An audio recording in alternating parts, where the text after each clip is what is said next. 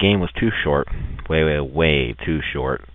There's no story at all, which is always bad. I understand they're going for a whole, you play through the campaign as this set of characters, and for a whole nother campaign as the same set of characters, and see how it will turn out.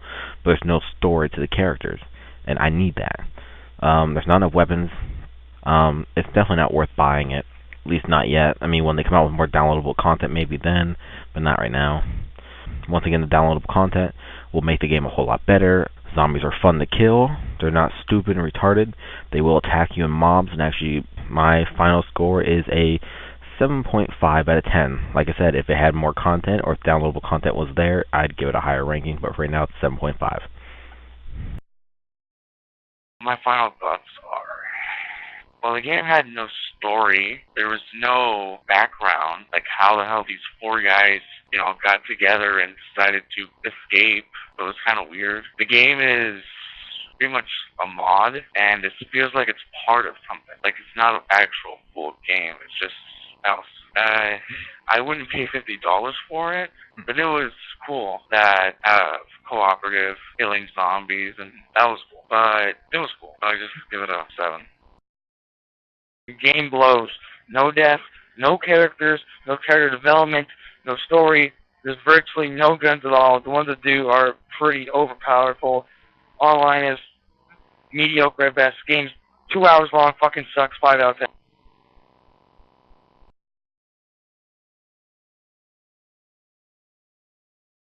While we were developing bots for Counter-Strike Source, we discovered that a few of us armed to the teeth with automatic weaponry against 30 knife-wielding enemy bots was a lot of fun. With the designer Francis, we were looking for a large, imposing character that would fit in well during the zombie apocalypse. He needed to feel huge, fit believably into the world, and read well as a silhouette. The biker look was a strong choice, as the read of bare arms, a stained white shirt, and a leather waistcoat, all on a 6'5" frame, certainly made for an imposing, pared-back shape that read clearly amongst the chaos. One distinguishing characteristic about Lewis is that he represents the everyday man. While Bill and Francis are characters who obviously live on the outskirts of society, Lewis is really the only one in the group who looks like he's trying to hold on to aspects of normalcy and civilization in a world of utter chaos. Designing a sleek-fitted silhouette and adding detail elements such as designer shoes, necktie, and a designer watch not only distinguishes his character from the rest of the group, but also gives the player insight into who Lewis was prior to the apocalypse. The process behind designing Zoe's character wasn't as straightforward as the other three. Developing a young female in a zombie apocalypse isn't easy with a backstory like hers. She had to be attractive and worn down at the same time. She needed to be tough and able to hold her own, even though she's occasionally terrified.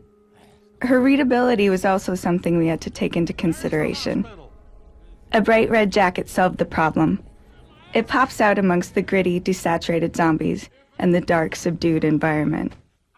As far as the rest of her appearance, there was a little bit of back and forth as her character came into focus through iteration.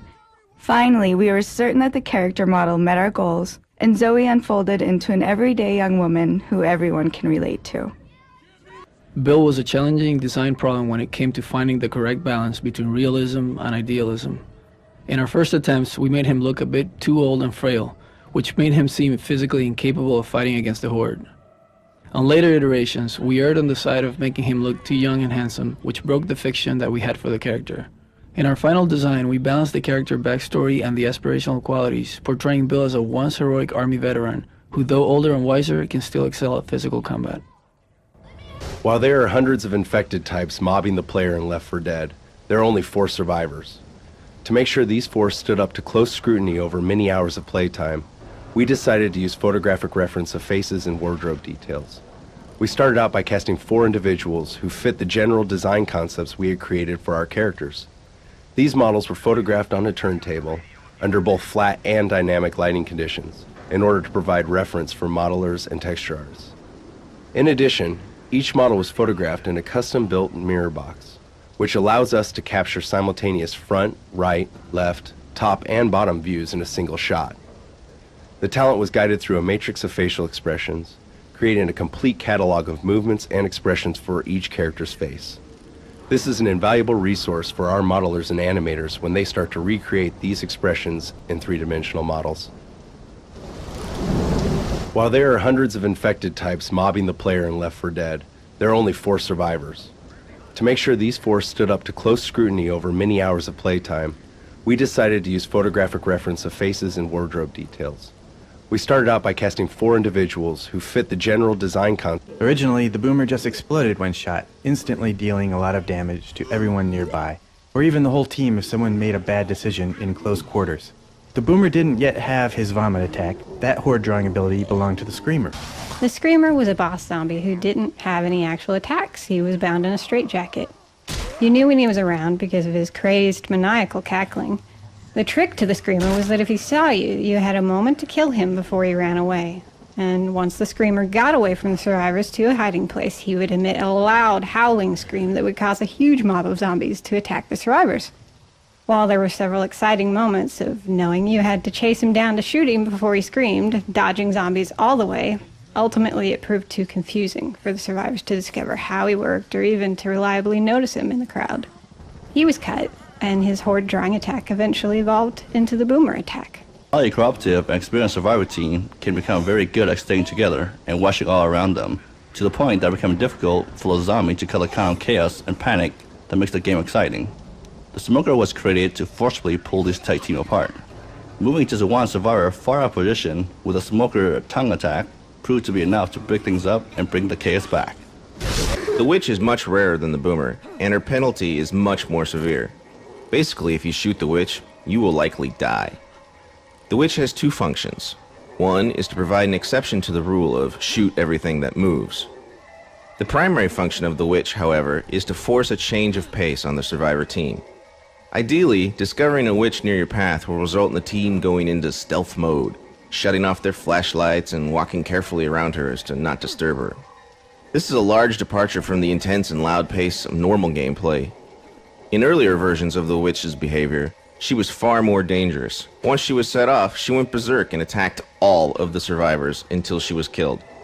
This proved to be too harsh, particularly for teams of new players. One stray bullet could wake the witch, and she would slay the entire team, ending the game.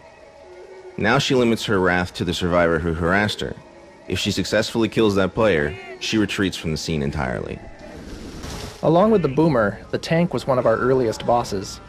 Where the boomer broke the rule of shoot everything that moves, the tank changed the team's tactics to require immediate and direct cooperation against a single major threat.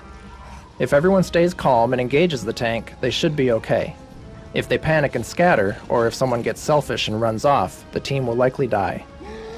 One difficulty with the tank was that since we offset his incredible toughness by slowing him down a bit, when tank battles occurred in large outdoor spaces, he was far less effective. Coordinated survivor teams could easily take down the tank before he would close in on them and cause chaos. To offset this vulnerability, we added his rock throw and car slugging abilities. Now, if the tank finds himself far away from the survivors, he can still be effective by ripping up the ground and lobbing huge rocks at them. This covered body is an example of how we tell a story in the levels without using any words or overt storytelling. We wanted to show that there are other people in the world that are survivors like you. We figured most people wouldn't survive very long, and you'd come across their bodies, but we needed a way to set these apart from all the dead ragdolls of the common infected. By simply covering a body with a blanket or a sheet, it becomes really obvious that this guy had a buddy, a friend, and when he went down, his friend had compassion and covered him up. This also tells a story about the state of the world, that they wouldn't want to go out and bury the body. They couldn't expose themselves to infected. So they'd have the bodies right there with them, but covered. Sometimes you'll see a covered body right outside a checkpoint. So it's like they were in a safe area, and maybe during the night their buddy died from his wounds. So the next morning, the other survivors didn't really want the body in there with them, so they dragged it outside. This was the best they could do for the guy. Local contrast adjustment is another film effect we've implemented in Left 4 Dead. We control contrast dynamically keyed to peak events in the game. When everything suddenly gets sharper, this is a visual parallel to an adrenaline rush. We use contrast to emulate a heightened sense of awareness. While players may not be consciously aware of these effects, they eventually come to associate subtle changes in visual presentation with shifts in the game's intensity. One of the film techniques we relied on was color correction. Color correction simplifies and unifies the visual palette. Our color correction allows us to set a specific saturation threshold below which everything falls off towards gray, while critical items like health packs and blood stay bright and eye-catching. We also vary color correction by area. For instance, safe rooms have a warm color quality, evoking safety, in distinct contrast to the cooler palettes of the outdoors, which feel cold and forbidding. Traditional vignetting is a term from photography which refers to the slight darkening of the periphery of a photograph. In our vignetting approach, we darken only the top edge and corners. This focuses player attention down into the middle of the play space where it belongs, while also creating a sense of oppression or claustrophobia. This is a great example of how a visual enhancement can have a positive effect on the overall game experience as well.